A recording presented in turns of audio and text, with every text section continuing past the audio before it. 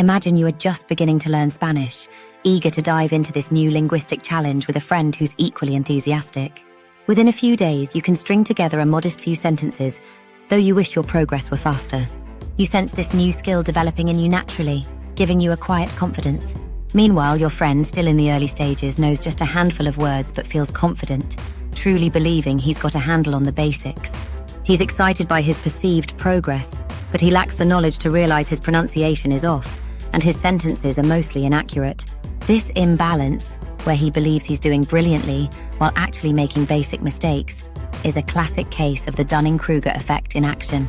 The Dunning-Kruger effect highlights how the least experienced or skilled among us often mistakenly see themselves as adept. As a result, those with limited knowledge overestimate their abilities, while those with genuine skill sometimes fail to appreciate their own competence. This effect can make it challenging to recognize where our true strengths lie. Without objective feedback, we can assume that what comes easily for us does so for others too, leading to a mistaken belief that our strengths are nothing special. Conversely, we might stumble into thinking we've found a natural talent, even when our performance is merely average, all due to our limited frame of reference. Thus, the Dunning-Kruger effect can subtly shape our choices, ambitions, and how we assess both ourselves and others. People under the grip of the Dunning-Kruger effect may feel disappointed when the skills they rate highly in themselves aren't validated by others. This frustration can foster an ongoing need for external recognition, leading to feelings of inadequacy or imposter syndrome when reality falls short of expectations. The disappointment that comes from overestimating our abilities or being overlooked when we're genuinely skilled often leads to moments of confusion and self-doubt. And because confidence and skill don't always align, people who might benefit from constructive feedback sometimes avoid it, believing they're doing just fine. Others, confident in their performance, might shy away from advanced opportunities because they don't recognize the true extent of their ability. The societal implications of the Dunning-Kruger effect are profound. Overconfidence among those lacking skill can result in those individuals occupying leadership roles or positions of authority that they're not qualified to handle.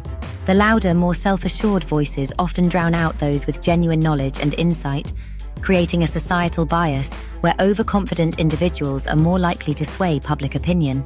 The education sector shows how the Dunning-Kruger effect can limit growth on both sides of the learning equation.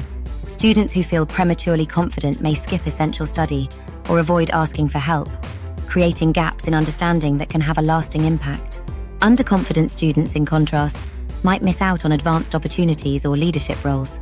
Teachers too, if overly assured in their abilities, may reject useful feedback, missing chances to adapt to their students' needs. An educational environment that recognizes the Dunning-Kruger effect can help cultivate a culture of humility, collaboration, and continual improvement. In healthcare, where lives are at stake, the Dunning-Kruger effect can be particularly dangerous.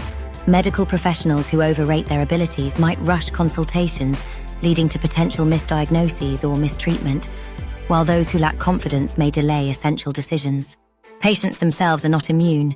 Many turn to online resources, confident in their self-diagnoses despite limited medical knowledge, which can lead to risky health decisions. Awareness of the Dunning-Kruger effect encourages healthcare professionals to remain open to learning and collaboration, both of which are essential for effective patient care and safety. Politics too suffers from this cognitive bias. Politicians who overestimate their expertise may implement overly simplistic policies or ignore valuable advice, creating decisions that have far-reaching consequences. Their confidence can be bolstered by advisors or supporters, reinforcing their misguided beliefs.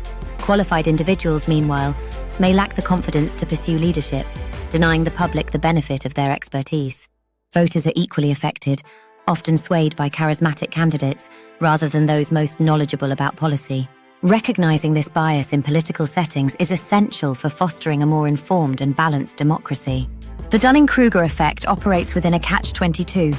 Those with little knowledge lack the perspective to see their knowledge gaps, while experts may be so immersed in their skills that they underestimate their uniqueness. People who excel in a given area can lose sight of their abilities because they believe others perform equally well, mistaking the familiarity of their expertise for something ordinary. This effect has been noted across fields as varied as emotional intelligence, logical reasoning, and financial literacy. Awareness of the Dunning-Kruger effect can prompt us to recalibrate our self-assessments. By recognizing that we're prone to overestimate or underestimate our abilities, we gain the chance to question our self-perceptions. Seeking out feedback and considering the insights of those around us can provide a more realistic view of our strengths and limitations. When someone confidently claims expertise, it's helpful to investigate their credentials and consult reputable sources to verify their claims. The roots of the Dunning-Kruger effect remain a topic of debate. Originally, Dunning and Kruger suggested that poor metacognitive skills, or our ability to assess ourselves accurately, lie at the heart of this effect. Another theory, known as regression to the mean, suggests that both low and high performers tend to estimate themselves closer to average over time, a process influenced by other cognitive biases, like the better-than-average effect, which describes our tendency to see ourselves as more capable than most. To minimize the Dunning-Kruger effect, individuals can compare their progress to others, discreetly, of course. Gaining insights into others' achievements can provide perspective on our own skills, helping us to avoid becoming overly confident or overly self-critical. Knowing about the effect itself also helps. When we understand that overconfidence might signal a need for growth, we're more likely to seek feedback. Taking constructive criticism can be challenging, but when we recognize it as an opportunity to improve, it becomes easier to integrate. People who genuinely want to learn actively listen and invite feedback to ensure they're on the right track.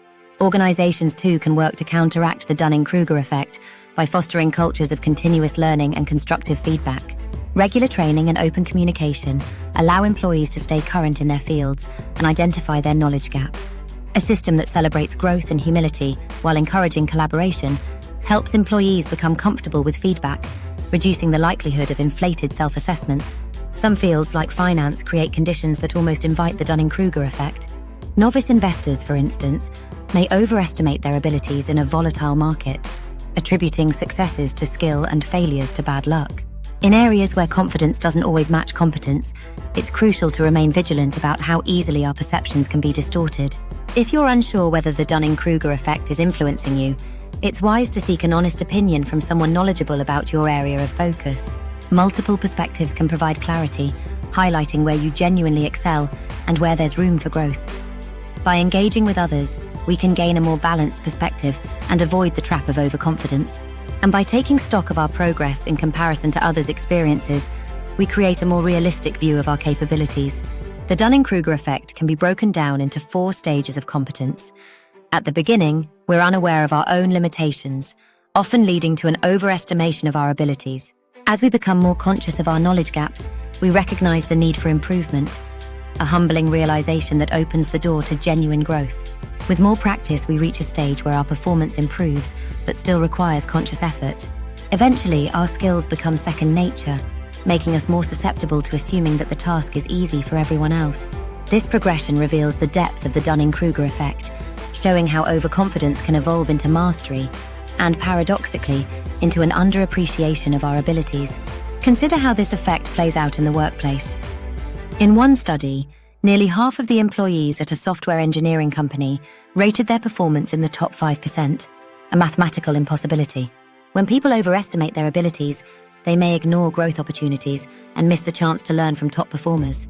Self-aware employees, on the other hand, are more likely to take on development roles or leadership positions, benefiting themselves and the organization. Even on the road, the Dunning-Kruger effect is at play, with 80% of drivers rating themselves as above average. This inflated self-view can lead to risky driving behaviors and higher accident rates among novices who overestimate their skills. The Dunning-Kruger effect offers a fascinating look into human psychology, shedding light on why confidence and competence so often diverge. Recognizing this bias allows us to approach both ourselves and others with greater humility and openness, creating a world where growth, rather than ego, guides our pursuits. Don't forget to like, share, and subscribe.